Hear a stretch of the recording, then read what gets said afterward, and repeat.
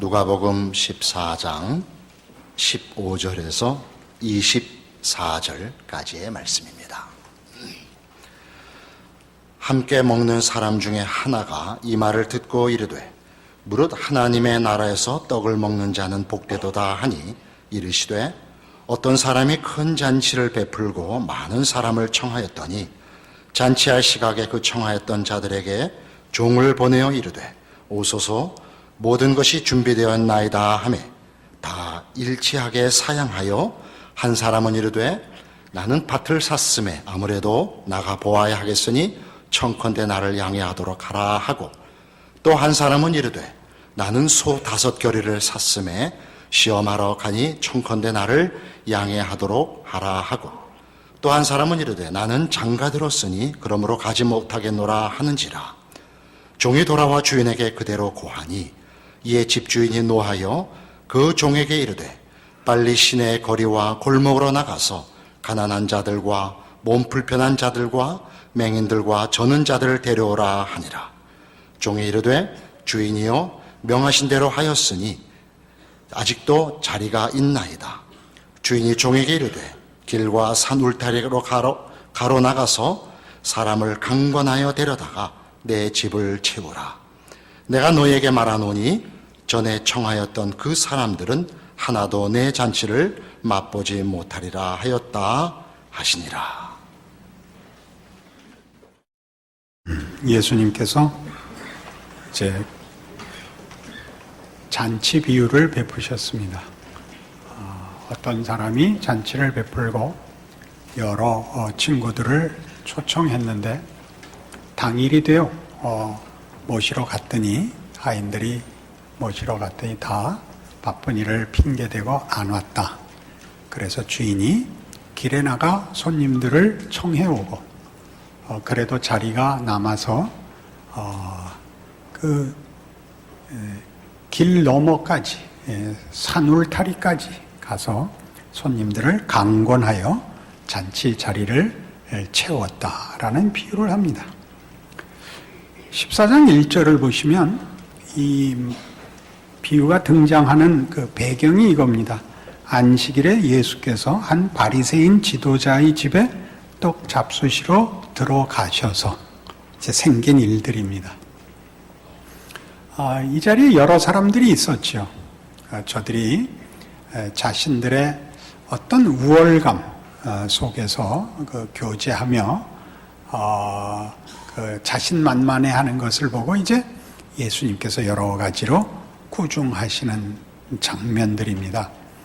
안식일에 병 고쳐주신 것, 그 다음에 높은 자리에 앉지 말라고 하시는 것, 그리고 대가를 바라고 부르지 말고 긍휼을 베풀어 어려운 사람들과 진실한 교제를 가지라 하는 데까지 이르자 오늘 본문 15절에 있듯이 함께 먹는 사람 중에 하나가 이렇게 됩니다. 불편했겠죠. 예수님께서 자꾸 뭐라 그러시니까 이렇게 아주 가장 분명한 것으로 자신들의 처지를 이제 변명하고 예수님의 꾸중을 말하자면 반박한 것이 이겁니다. 하나님의 나라에서 잔치를 베풀 때 우리는 어차피 거기에 있을 것 아닙니까? 우리에게 뭐 부족함이 있고 뭐 잘못된 것이 있다고 자꾸 그러십니까?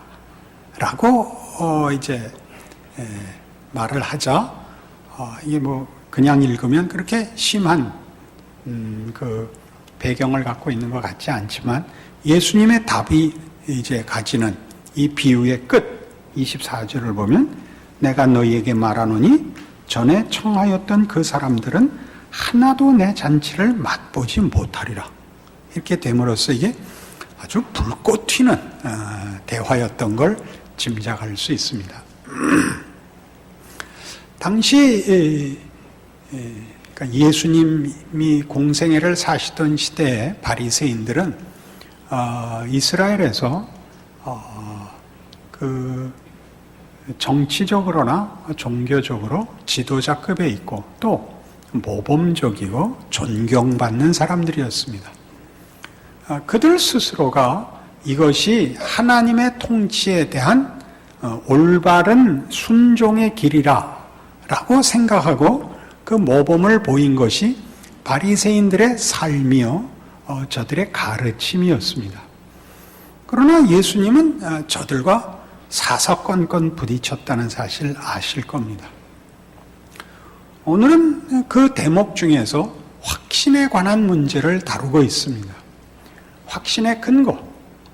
바리새인들이 하나님 나라에서 우리는 당연히 떡을 먹을 것입니다에 대하여 주께서 전에 청함을 받은 자들은 하나도 못 들어온다 라고 답하심으로 아주 정면으로 충돌해 버렸죠. 이 문제를 이해하기 위해서 오늘 우리 얘기를 하는 게 좋습니다. 예수 믿는 사람들은 그 기독교 신앙에 어떤 확신을 가지고 있습니다. 그러지 않고는 이 기독교 신앙을 가질 수가 없습니다. 그 확신은 사람마다 조금씩 경우도 다르고 그 핵심도 약간씩 달라서 이렇게 저렇게 자신이 예수를 믿는 기독교 신앙을 가지게 된 것을 좀 다양하게 경험도 하고 설명도 할 수 있습니다. 그것이 지식일 때는 매우 충돌적인 결과를 가져옵니다. 내가 가진 지식과 다른 것으로 확신을 갖고 있는 것은 서로가 합의를 보기에 약간 어렵습니다. 왜냐하면 그 지식이 어떻게 각 개인에게 이해됐느냐가 그 각 개인의 어떤 도덕성이나 또는 지성과 연결되어 그 확신의 근거가 사실보다 사실을 이해한 나와 직결되고 있어서 묘하게 서로 간에 어떤 그 자존심이 걸리는 문제가 되기 때문입니다. 실제로 기독교 신앙을 가진 이들이 확신하는 것은 그와 약간 다른 것입니다. 로마서 8장에 가시면 신약성경 250페이지 로마서 8장 31절 그런즉 이 일에 대하여 우리가 무슨 말하리요? 만일 하나님이 우리를 위하시면 누가 우리를 대적하리요? 자기 아들을 아끼지 아니하시고 우리 모든 사람을 위하여 내주시니가 어찌 그 아들과 함께 모든 것을 우리에게 주시지 아니하겠느냐? 누가 능히 하나님께서 택하신 자들을 고발하리요? 의롭다 하신 이는 하나님이시니 누가 정죄하리요? 여기 보시면 우리가 가진 기독교 신앙에 대해서 그 신앙을 모두가 확신하는 기독교 신앙의 진정성과 낙관적 운명을 확신하는 근거는 그 확신의 근거가 하나님께 있기 때문입니다. 기독교 신앙의 주인이신 하나님이 우리를 깨우치시고 어느 수준을 요구하시는 것이 아니라 그분이 우리를 원하시고 우리를 위하시며 그 원하심과 위하심의 크기와 진정성이 예수 그리스도의 성육신과 십자가로 역사적으로 증명되었기 때문입니다. 그러니까 예수 그리스도로 말미암는 구원이라는 하나님의 은혜와 신실하심과 전능하심을 근거로 하여 확신이라는 것이 가능하게 됩니다. 그것이 깨달음의 정도와 실천의 수준으로 가지는 것이라면 우리는 매우 그 확신이 다르고 어려울 것입니다. 그게 바로 오늘 이 잔치 비유의 핵심이죠. 바리새인 손님이 우리는 틀림없이 하나님 나라의 잔치에 참여할 것입니다 라는 말을 가능하게 했고, 예수님께서 그 말을 반박하셔야만 될 이유가 거기 있는 것입니다. 바리새인들이 가졌던 것은 저들의 하나님의 율법에 대한 이해와 그 실천성이라는 개인적인 종교적 헌신, 자격과 조건에 근거를 둔 확신이었고, 예수님의 비유에 의하면 주인이 잔치를 베풀고 사람을 초대했는데 그들이 오지 않자 잔치를 포기해버리는 주인이 아니라 잔치를 원래 목적대로 열어 손님들을 대접하기 위하여 부른 자들이 부응하자 자격 없는 자들을 가서 강권하여, 자격 없는 자들을, 원치 않는 자들을 주인이 강권하여 붙들어 잔치를 하고야 말겠다는 겁니까? 우리 신약 복음식으로 얘기를 하자면 하나님이 인류에게 베푸시려는 사랑과 복을 기어코 주시고야 말겠다는 것이죠. 거기에 초대받는 자들의 자격과 조건은 주인의 의지에 달려있지, 손님의 자격에 달려있지 않다라고 이 비유가 가르치는 것입니다. 그래서 우리가 이 문제와 갖는 신앙적인 그 영향, 신앙에 대한 이해와 실천에 미치는 영향이라는 건 너무 커서 이 문제를 분명하게 오늘 이해할 필요가 있습니다. 우리가 가지는 바로 이 예수에 집중되어 있는, 아니 예수에만 전적으로 의존하고 있는 기독교 신앙의 근거는 예수로 말미암아 증거된 하나님의 은혜라는 것을 배타적으로 표현하는 것입니다. 이것이 얼마나 우리에게 본성상 어려운 문제인지를 고린도전서 1장에서 이렇게 얘기합니다. 로마서 다음이 고린도전서입니다. 1장 18절. 고린도전서 1장 18절. 십자가의 도가 멸망하는 자들에게는 미련한 것이요 구원을 받는 우리에게는 하나님의 능력이라.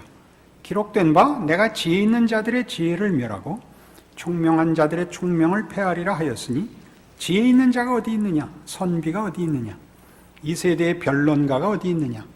하나님께서 이 세상의 지혜를 미련하게 하신 것이 아니냐? 하나님의 지혜에 있어서는 이 세상이 자기 지혜로 하나님을 알지 못하므로 하나님께서 전도에 미련한 것으로 믿는 자들을 구원하시기를 기뻐하셨도다. 유대인은 표적을 구하고 헬라인은 지혜를 찾으나 우리는 십자가에 못 박힌 그리스도를 전하니 유대인에게는 거리끼는 것이요 이방인에게는 미련한 것이로되 오직 부르심을 받은 자들에게는 유대인이나 헬라인이나 그리스도는 하나님의 능력이요 하나님의 지혜니라. 복음을 설명하는 데 있어서 가장 크게 이 복음에 대하여 오해하는 것 또는 이해하기 힘든 것을 이렇게 예를 듭니다. 이 복음은 유대인에게는 거리끼는 것입니다. 헬라인에게는 미련한 것입니다. 유대인에게 거리끼는 것은 유대인들에게 있어서는 말하자면 율법을 지켜야 얻는 것이 구원인데 복음은 은혜를 선포하기 때문입니다. 헬라인에게는 그것이 지혜여야 합니다. 합리성이 있어야 되는데 여기는 합리성이 없습니다. 은혜에 속하기 때문이죠. 그러나 그 구원을 얻은 이들은 한결같이 그래서 그것이 하나님의 능력이라는 것을 인정하게 됩니다.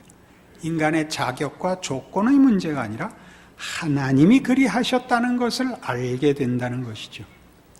바로 여기에 이제 우리 교회가 속해 있는 한국교회 보수 진영에 대한 밖에서의 그 이해와 우리 자신의 이해를 한 번 더 짚어볼 필요가 있습니다. 우리 교회가 속한 교단, 크게 한국교회 보수교단은 소위 보수는 그냥 보수인 적이 없고 보수 꼴통입니다. 그 꼴통이라는 건 말이 안 된다는 뜻으로 보통 약간 놀리는 표현입니다. 거기에 이게 있는 거죠. 말이 안 되는 거죠. 말이 안 되는.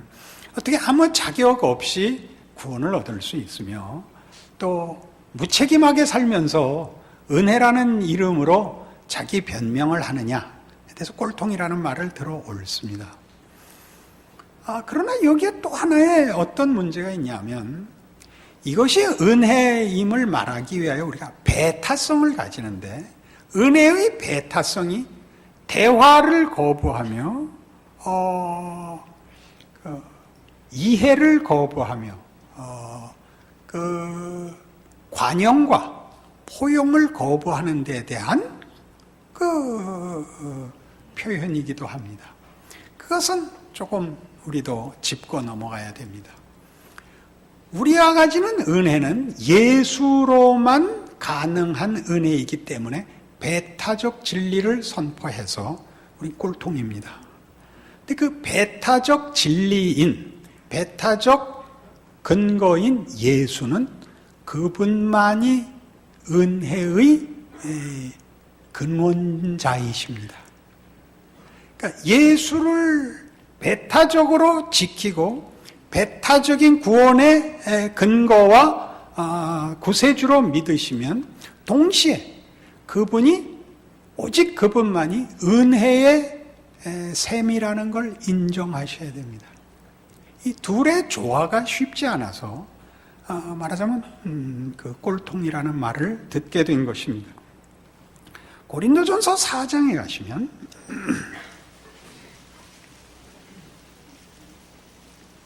1절 이하에 이런 말씀이 나오죠. 사람이 마땅히 우리를 그리스도의 일꾼이요 하나님의 비밀을 맡은 자로 여길지어다. 그리고 맡은 자들에게 구할 것은 충성이니라. 너희에게나 다른 사람에게나 판단받는 것이 내게는 매우 작은 일이라. 나도 나를 판단하지 아니하노니 내가 자책할 아무것도 깨닫지 못하나 이로 말미암아 의롭다함을 얻지 못하노라. 다만 나를 심판하실 이는 주시니라. 그러므로 때가 이르기 전 곧 주께서 오시기까지 아무것도 판단하지 말라. 그가 어둠에 감추인 것들을 드러내고 마음의 뜻을 나타내시리니 그때 각 사람에게 하나님으로부터 칭찬이 있으리라. 형제들아, 내가 너희를 위하여 이 일에 나와 아볼로를 들어서 본을 보였으니 이는 너희로 하여금 기록된 말씀 밖으로 넘어가지 말라 한 것을 우리에게서 배워 서로 대적하여 교만한 마음을 가지지 말게 하려 함이라. 누가 너를 구별하였느냐? 내게 있는 것 중에 받지 아니한 것이 무엇이냐? 내가 받았은즉 어찌하여 받지 아니한 것 같이 자랑하느냐? 고린도 교회는 그 지식과 은사가 풍성한 교회였다고 고린도서에 기록되어 있습니다. 그것이 저들로 하여금 기독교 신앙의 중요한 근거를 자격에 두게 만들었습니다. 자격에 두게. 그래서 사도 바울이 이 문제로 인하여 이 고린도 전후서를 쓰게 됩니다. 고린도 교회 편지를 보내죠. 방금 한 이야기, 너희가 가진 것 중에, 그러니까 기독교 신앙의 내용 중에 너희가 만든 것이 어디 있느냐? 너희가 은혜로 받은 것 아니냐? 그런데 어째요? 받지 아니한 것 같이, 스스로 만들어낸 것 같이 자랑하느냐가 여기 들어 있습니다. 그래서 앞에 읽은 대로 판단하지 말라가 등장하는데, 판단이라는 말은 분별을 하지 말라든가 지혜가 필요 없다는 말이 아니라 비판과 정죄를 삼가라입니다. 왜요? 이게 은혜에 속한 것이니까 자격과 조건 없이 부르시는 하나님이 우리가 다행히 시내에 있었기 때문에 부름을 받는 것이 아니라, 다행히 많은 사람과 함께 지하철에 있었기 때문에 부름을 받는 것이 아니라, 산울타리에 홀로 나가 있었는데도 하나님이 부르실 수 있다는 걸 기억해야 된다고 말하기 때문입니다. 우리가 우리 기독교 신앙의 분명함을 예수로 확인하고 있는데, 예수를 보내어 우리에게 구원을 베푸신 하나님은 그 아들을 십자가에 죽일 만큼 그의 구원을 은혜에 근거하여 베푸셨기 때문에 이 분명한 예수가 은혜를 베푸시는 분이라서 그 경계를 우리가 알 수가 없습니다.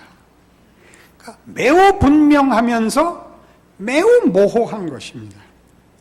은혜에 근거하며 그것이 예수로 증명되었다는 일에서 우리가 너무나 분명한 기독교 신앙의 근거를 가집니다. 무엇을 확신할 수 있느냐? 내가 구원을 받았다는 것과 나의 능력을 벗어나는 하나님의 은혜에 의하여 결국 승리할 것을 확신합니다. 바로 그런 이유 때문에 이 확신이 누구를 정죄하여 확신을 보충할 필요를 가지셔서는 안 됩니다. 우리가 예수를 믿어야 된다는 얘기를 할 땐 예수 외에는 구원의 길이 없습니다가 이렇게 넓은데 하나의 길을 낸 것이 아니라 없는 전체를 쌓아 안으려고 예수께서 오셨다는 것을 분명히 해야 됩니다. 예수가 아닌 예수를 만나지 않는 길로 가면 다 막힌 길이기 때문에 돌아와 예수를 만나지 않고는 영원과 영생으로 연결될 수 있는 다른 입구가 없다. 이것이 예수입니다. 지금 그들이 예수를 믿지 않고 다른 길을 가고 있는 건 결국 헛수고다를 압니다. 그들을 예수께서 어떻게 끌어안으실지는 우리는 모릅니다. 지금 뭐라고 그러는 것은 우리가 받은 은혜와 기독교 신앙을 확실하게 증거하는 일에 지금 나와 다른 길에 서 있고 지금 나와 다른 말을 하는 자를 비판하고 정죄함으로써 내 확신을 증거하는 데 쓸 필요가 없습니다. 그들이 가는 길과 예수 없이 사는 것이 예수를 믿고 예수로 인하여 사는 것과 어떻게 다른가 밖에는 우리 자신의 구원과 정체성과 예수의 배타성을 증명하는 오직 하나의 길이어야 합니다. 그 다름을 좀 이따 얘기하겠습니다. 그러나 우리는 이것을 무엇이 다른가를 우리의 존재와 삶에서 증거하기보다 예수를 만나지 못한 사람과 예수를 만난 사람이 바로 이 은혜를 얻어 그 은혜 안에 있는 하나님의 거룩하심과 의로우심과 이 생명됨을 그 은혜로 소유하고 있다는 내용을 증거하는 것보다 예수를 믿느냐 예수 외에는 없다는 배타성의 구별로 내용으로가 아니라 구별로 자신의 정체성의 내용을 대신 채우려고 하는 바람에 꼴통이 되어버린 겁니다. 오직 만나면 그 얘기밖에 할 거 없는 사람, 예수 믿어? 안 믿어? 믿을 거야? 말 거야? 너 그러면 지옥 가? 이 얘기밖에 할 거 없는 사람으로서 예수의 배타성이 은혜의 무한한 경계를 임의로 만들어 좁히고 있는 것이라면 너는 바리새인이다. 그렇게 얘기하는 오늘의 본문인 것입니다. 바리새인이라는 말은 우리 신약시대의 교회에서는 가장 싫어하는 그 인물인데 밤낮 바리새인은 욕하고 우리는 바리네인 같이 됐어요. 바리새이시였는데 넷이 됐어요. 이게 어떻게 다르냐? 로마서 12장에 가시면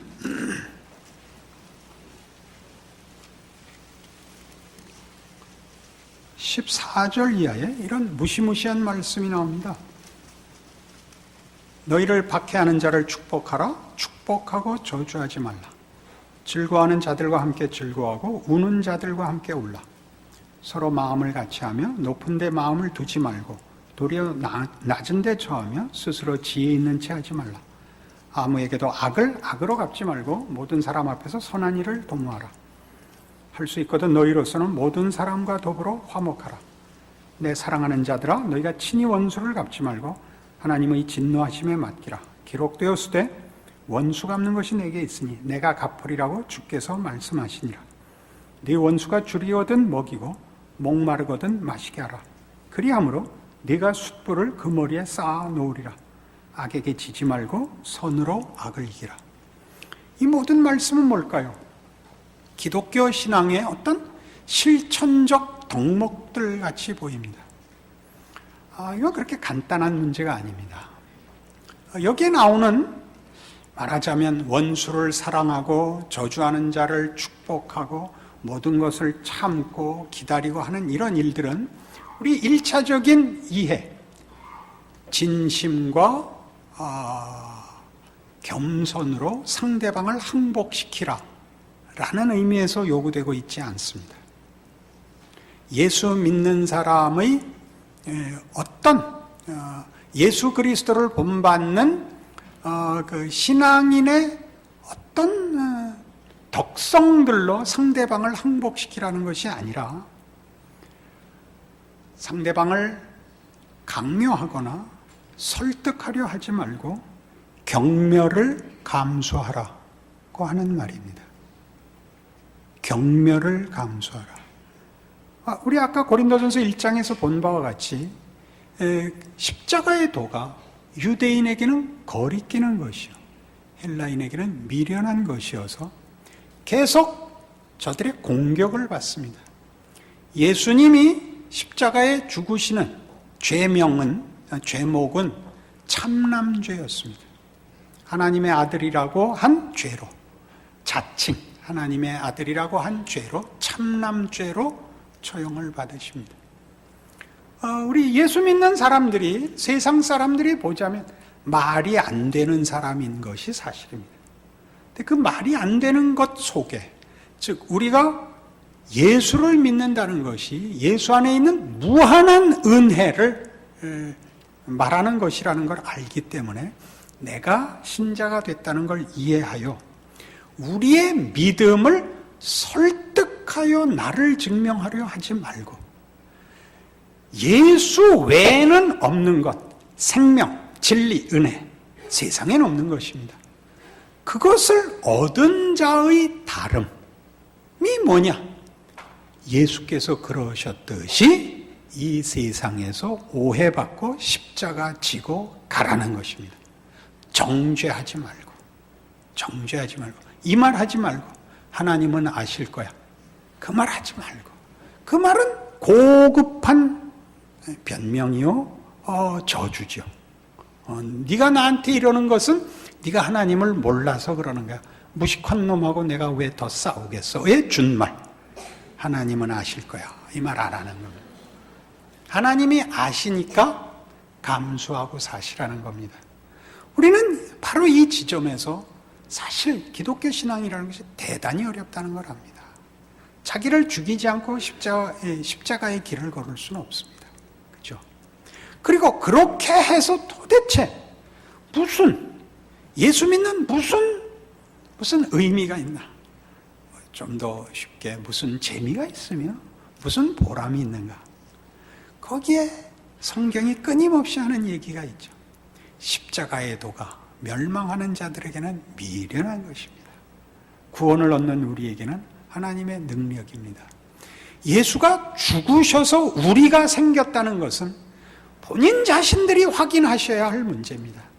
내가 예수가 살아 나를 가르쳐서 내가 된 게 아니라 예수가 죽어 내가 생겼다는 것을 인정한다면 우리가 죽는 방식이 결단코 작은 방법이 아니라는 걸 인정하실 수밖에 없습니다. 모든 종교가 되기 위해서는 꼭 이 요소가 있어야 된답니다. 무슨 요소? 신비의 요소가 있어야 된답니다. 신비의 요소가 없이 다 이해가 되면 그것은 철학이거나 과학이거나 상식이겠죠. 종교가 되려면 신비가 있어야 되는데 기독교의 신비는 뭐죠?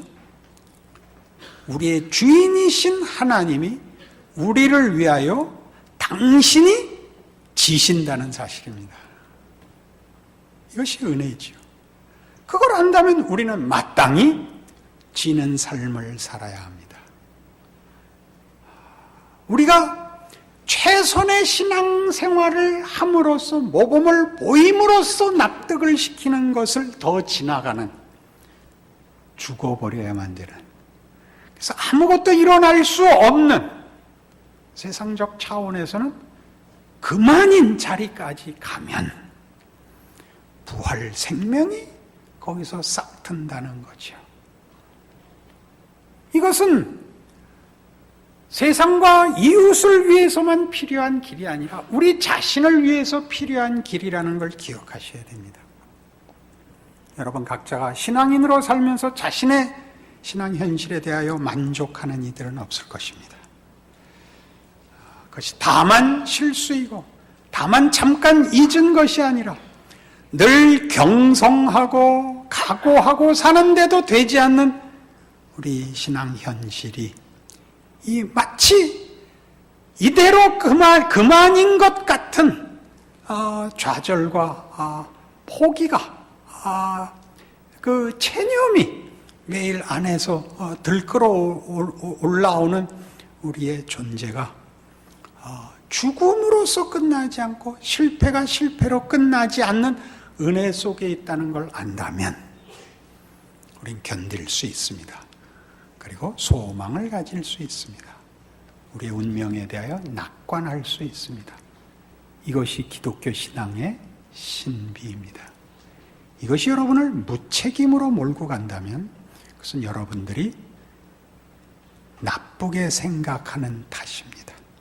하나님의 무한하심과 하나님의 신실하심을 모독하지 마시고 여러분 자신을 향한 하나님의 사랑과 신실하심에 대하여 올바른 응답을 하심으로 명예롭고 영광된 신자의 삶을 사시는 여러분과 여러분의 신앙이 되시기를 바랍니다. 기도하십시다. 하나님 아버지 은혜를 감사합니다. 예수로 인하여 우리 인생에 절망이 없다는 사실을 인하여 감사드립니다. 우리 자신과 우리가 사는 사회 앞에 하나님께서 우리를 통하여 일하신다는 사실에 대하여 감사합니다. 은혜가 가지는 무한한 하나님의 일하심을 인정합니다. 그러니 우리의 무지, 우리의 한계, 우리의 무력함, 게으름, 비열함에도 불구하고 신앙인으로 사는 일을 인하여 감사합니다.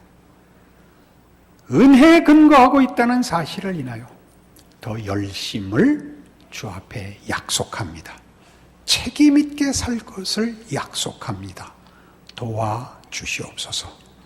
지금은 우리 주 예수 그리스도의 은혜와 하나님 아버지의 극진하신 사랑과 성령님의 교통하심이 하늘 하나님의 자녀가 되어 부활 생명으로 살며 기적의 삶을 사는 줄 이해하고 충성을 약속하고 돌아가는 심령들 위해 영원토록 함께 있을지어다. 아멘.